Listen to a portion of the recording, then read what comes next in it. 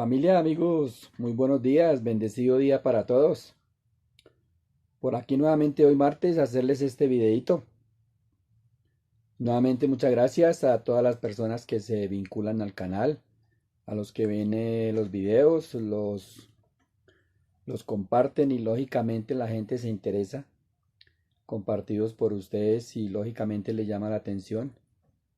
Con un video que miran ya se interesan y siguen mirando los otros y aparte de eso hacen preguntas. Muchas gracias a todos ustedes. Bueno, les cuento que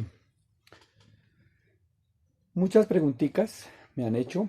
Quiero contestar unas de estas y al mismo tiempo pues se cuenta lo que respecto a las preguntas, lo que pasaba en las cárceles.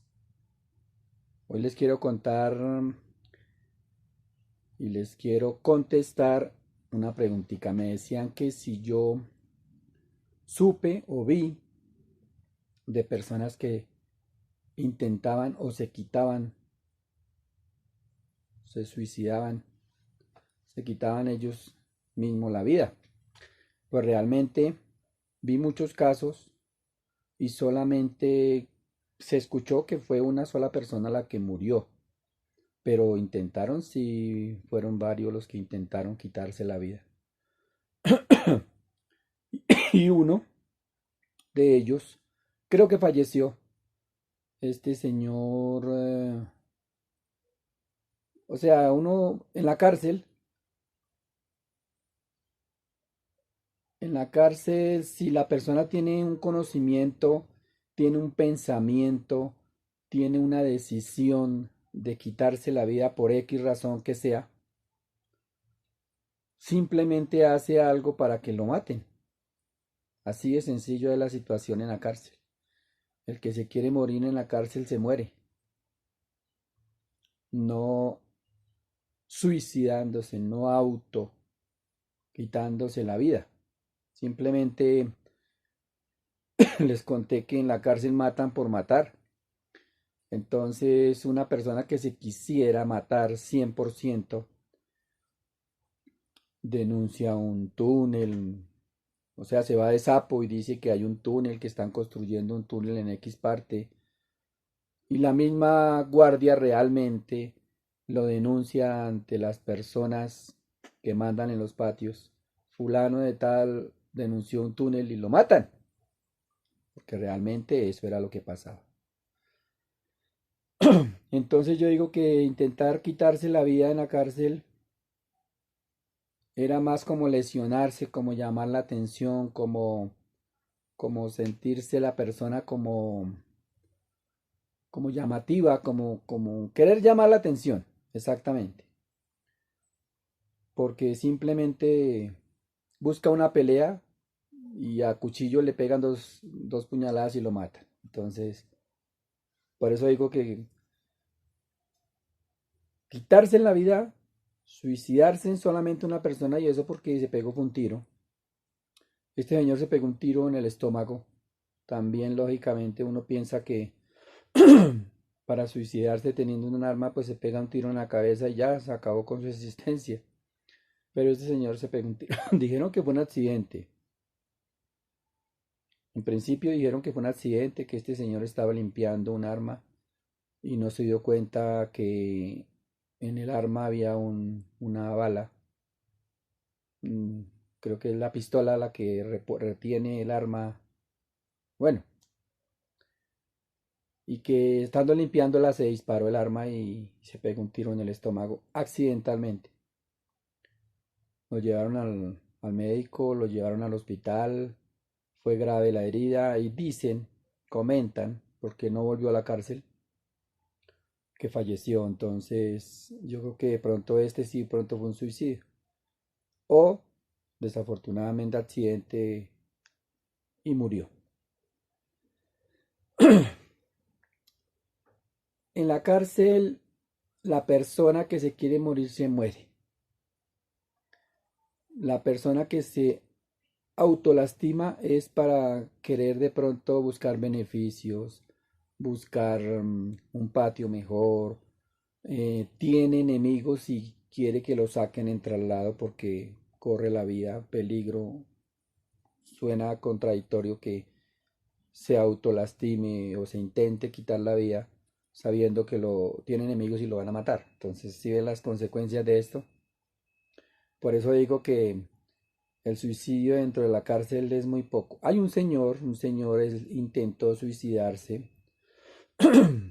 Eso fue, yo les contaba que en la mitad de los pasillos, entre un pasillo y otro pasillo lleno de celdas, en la mitad hay unos ductos que conducen la misma distancia que hay de las 25 celdas más o menos que hay en cada pasillo. O sea que eso de largo tiene ese sitio.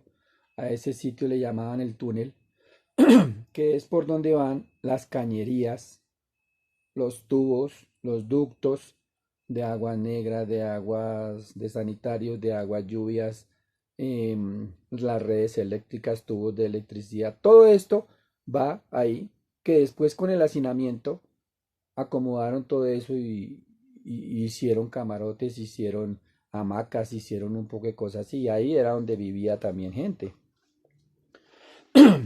Pero lo que les quiero contar de esto es que en ese tiempo no había hacinamiento tanto como para utilizar este túnel y solamente ingresaban era a consumir vicio.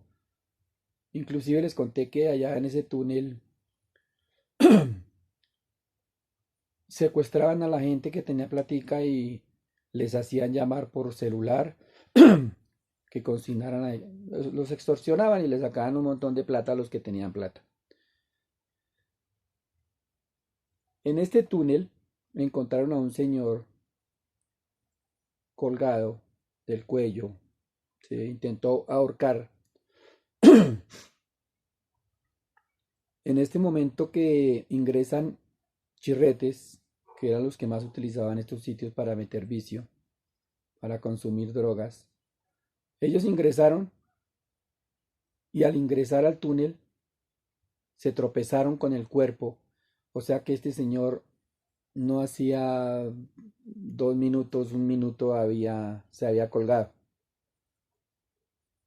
Estos chirretes que iban a consumir vicio lo cogieron de las piernas, lo levantaron, otro se subió por entre los ductos de tubos que les cuento, le quitó el lazo con que se había agarrado, lo sacaron, estaba morado el tipo, todo esto lo vimos porque fue en el cuarto piso.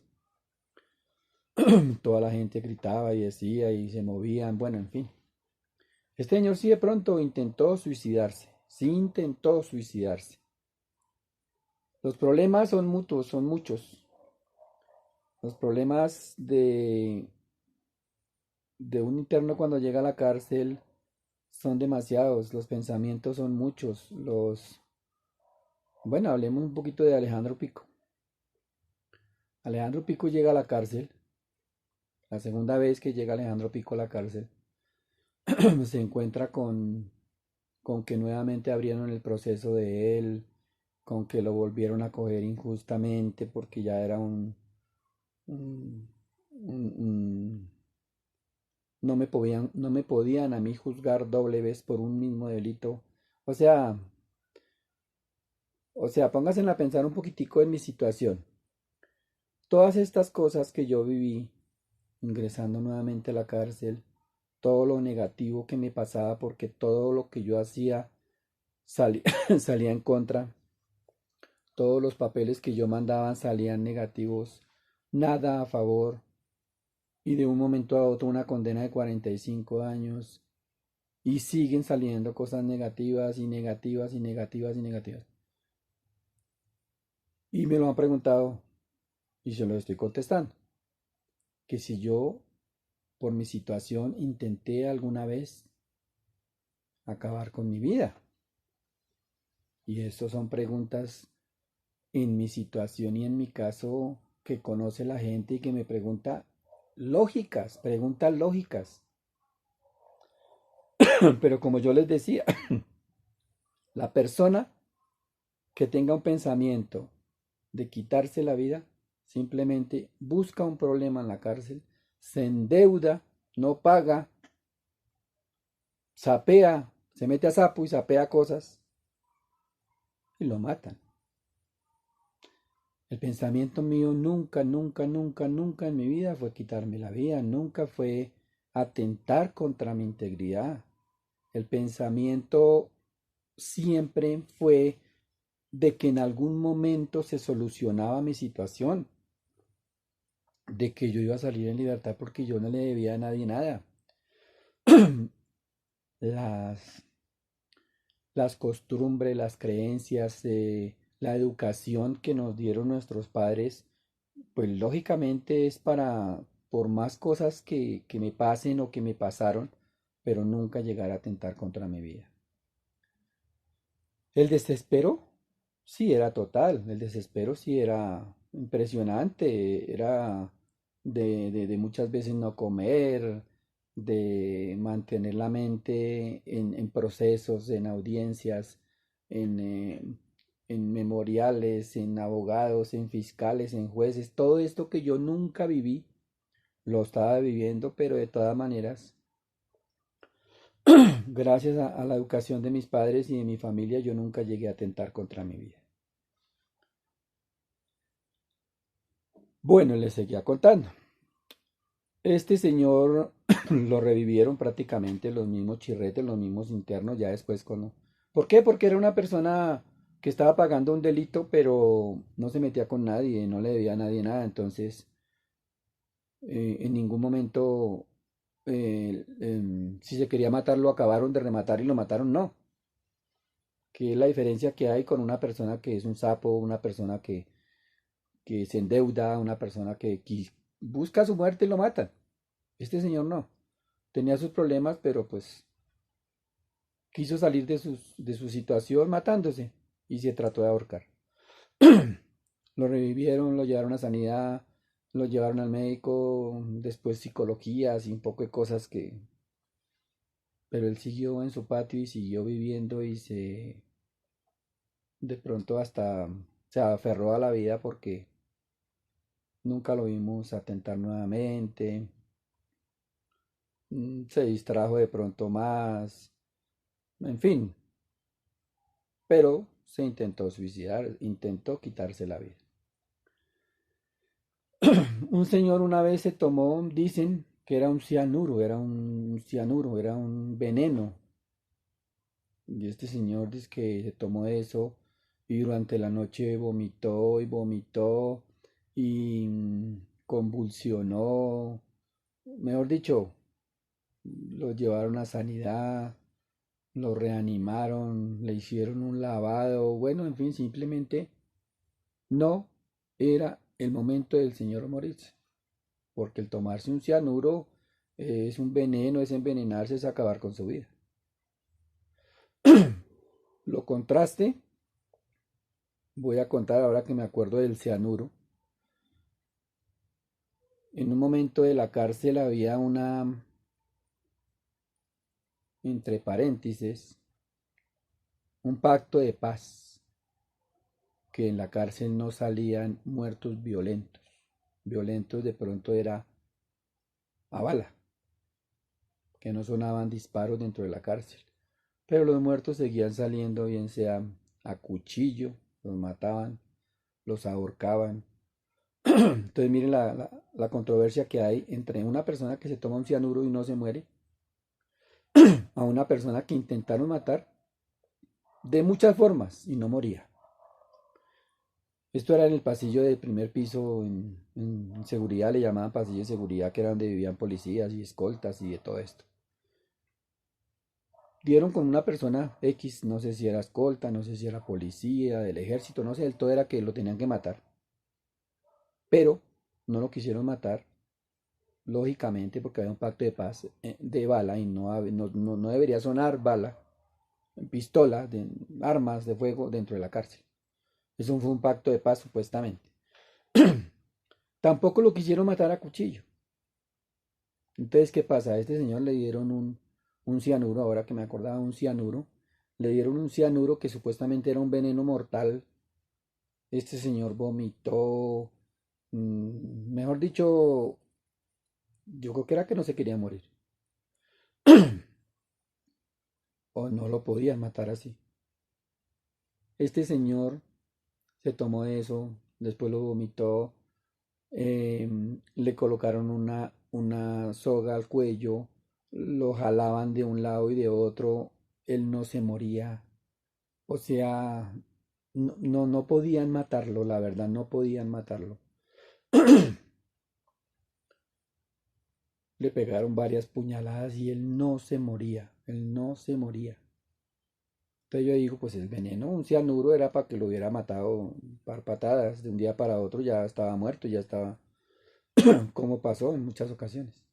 Pero este señor no, estaba tan aferrado a la vida que no quería morir, no quería morir.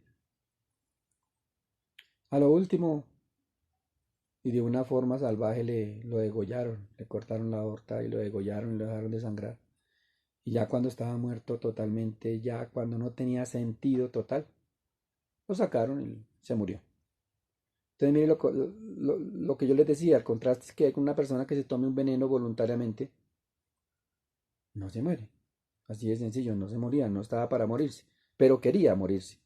Y una persona que le dieron veneno, que se tenía que morir, y estaba tan aferrado a la vida que no murió.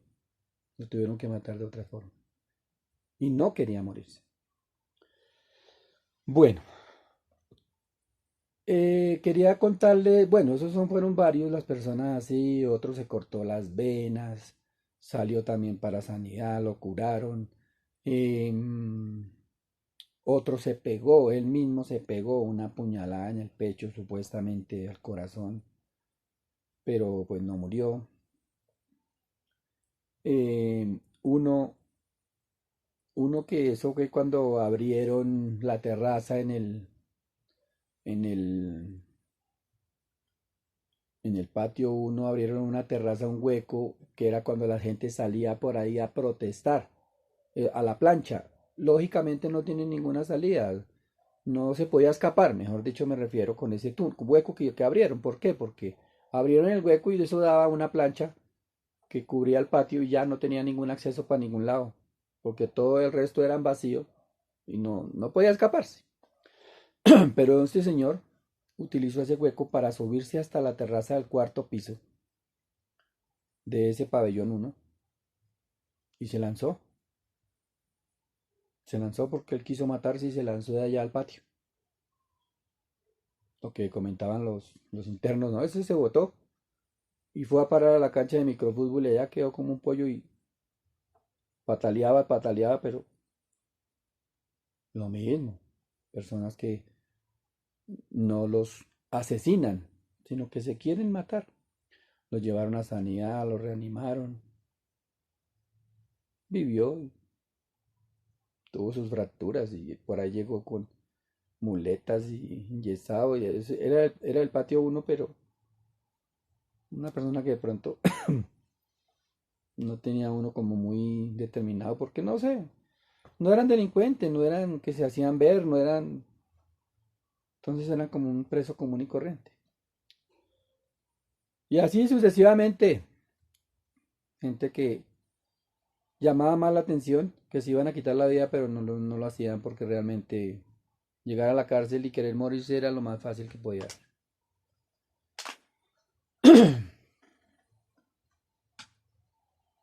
Les voy a adelantar algo, ya voy para 20 minuticos.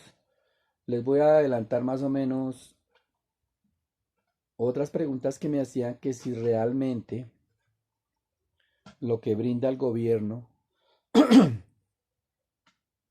a los presos se llama resocialización.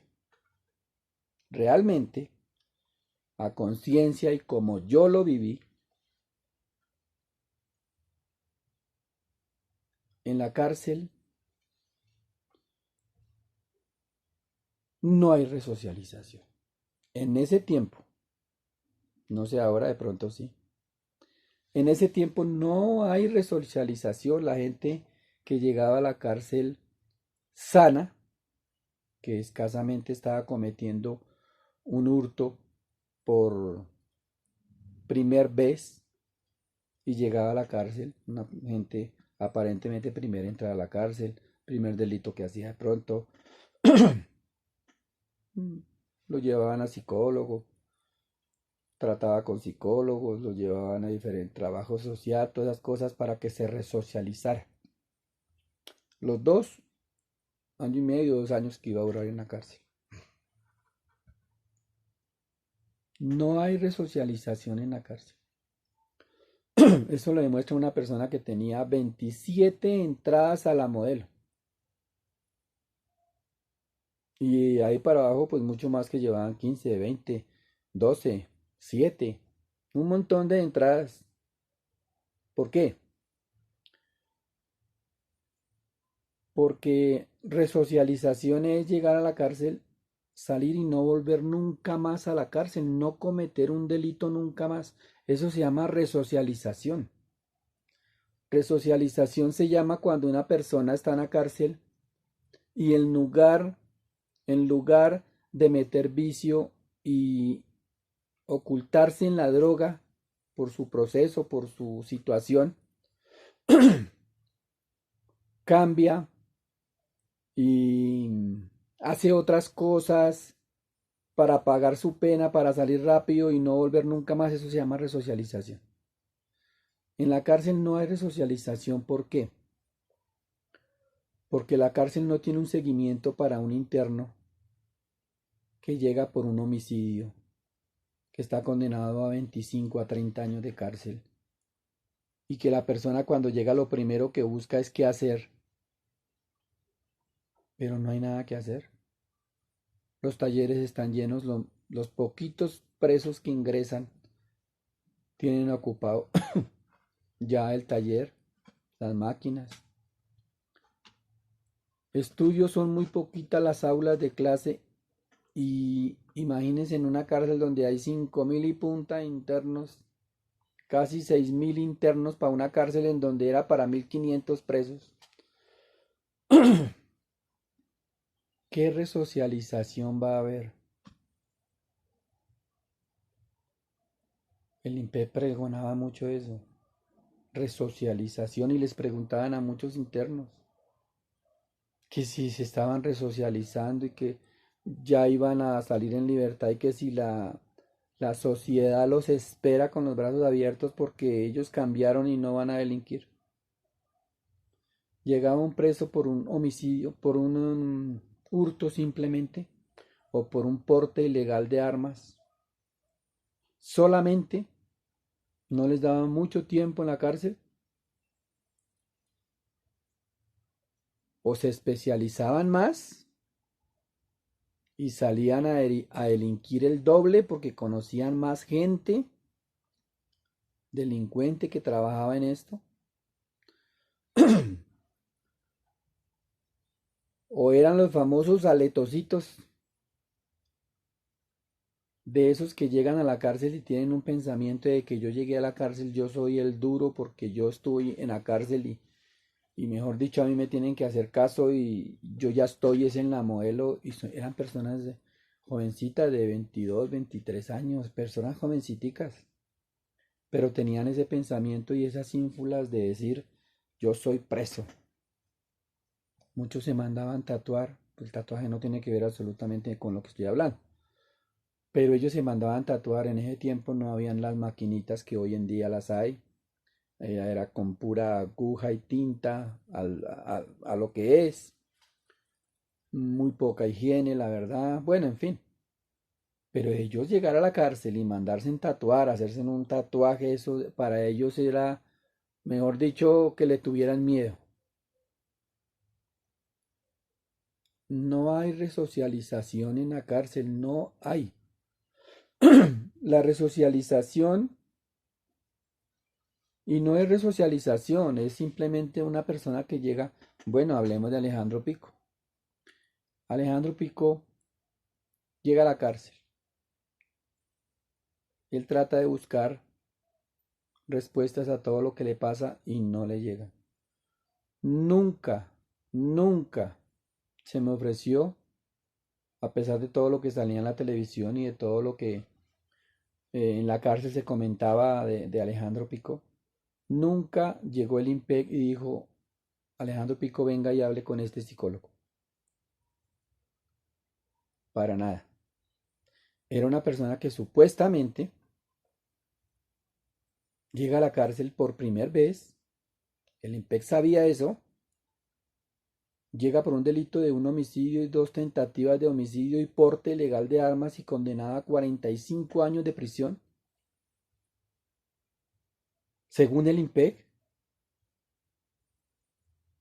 es un interno que necesita resocialización, es un interno que necesita de cuidado, es un interno que necesita de que le pongan atención qué hace, qué no hace, cuáles son sus pensamientos, cuáles son sus actividades, creo yo. Y mi punto de vista es ese. No, no, no, no, no, para nada. En la cárcel el interno que llega es interno y se acabó.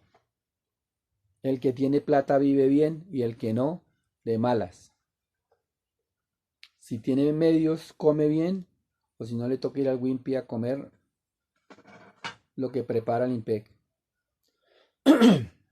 Entonces todo esto es para los que se preguntan que si en la cárcel hay resocialización. Sí necesitan realmente, sí necesitan resocialización muchas, pero muchas personas que llegan a la cárcel. Personas que llegan por hurto, por un hurto agravado, por violación, por, por extorsión, por secuestro. Todas estas personas lo hacen de pronto por pertenecer a un grupo social, a un grupo delincuencial, pero también muchas personas de estas lo hacen por plata, por sobrevivir. Y son las personas que necesitan ser resocializadas. Hombre, si cometió un delito por plata, por querer estar mejor, por darle de comer a su familia, hombre, reciba la Limpeg y dele resocialización, dele tratamiento psicológico. No, no que porque esté loco, porque muchas veces en la cárcel dicen, ah, no, si ese estuvo en psiquiatría o en psicología es porque está loco. No, no, no, no, no. Todo lo contrario, sí necesitaba de un psicólogo, sí necesitaba de trabajo social, sí necesitaba de cuidado. Muchos internos, pero fueron muchos, muchos los que necesitaron eso. Hoy en día no estarían muertos, hoy en día no saldrían a delinquir como salieron muchos, porque la universidad del delito es la cárcel. La universidad del delito es la cárcel. Y el IMPEC, el gobierno no ha entendido eso. Lo que les decía yo y lo que les comentaba. ¿Qué hace, qué hace un interno que llega por hurto de 22 años? Revuelto en el mismo pabellón y hasta en el mismo pasillo y muchas veces hasta en la misma celda con una persona que ha matado a su esposa y a su hija y que a grito abierto dice, sí, yo las maté. Personas que han estado en psiquiatría, que han estado en anexo psiquiátrico, aislados porque la mentalidad es estar enfermos, necesitaban su tratamiento, pero según ellos o según el IMPEC ya está bien, está conviviendo en la cárcel como cualquier. Entonces mire la diferencia de una persona que llega a pagar un hurto por ahí por mucho unos 6 meses y una persona que está condenada a 45 50 por matar. Eso no se debe unir nunca. Eso lo debe tratar el IMPEC. Hay personas condenadas hasta 50 años. Lo que yo les contaba la vez pasada en Nietzsche. ¿Por qué? Por vengar la muerte de su hija. No era delincuente, no era malo, no era, pero vengó la muerte de su hija que la asesinaron, la mataron, la violaron, la quemaron y él hizo justicia por su propia mano y listo. Tiene que pagar,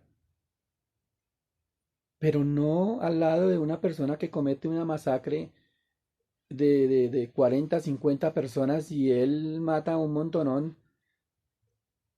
O la persona que mata a la mamá por quitarle plata o por una herencia o por...